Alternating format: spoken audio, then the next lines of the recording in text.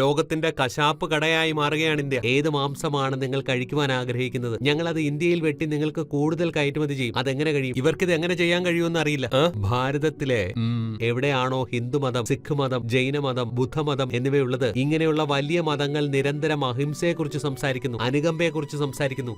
അതിന്ന് ലോകത്തിലെ ഏറ്റവും വലിയ ബീഫ് കയറ്റുമതിക്കാരനായി.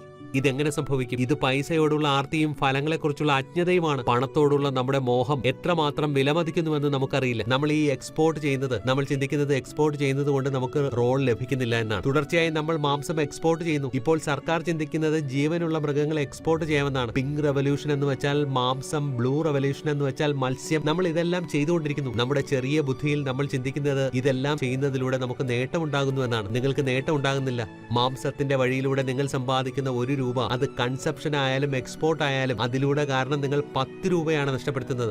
നിങ്ങൾ ഈ ലളിതമായ സാമ്പത്തിക ശാസ്ത്രം നമ്മുടെ ജനങ്ങൾക്ക് മനസ്സിലാകുന്നില്ല.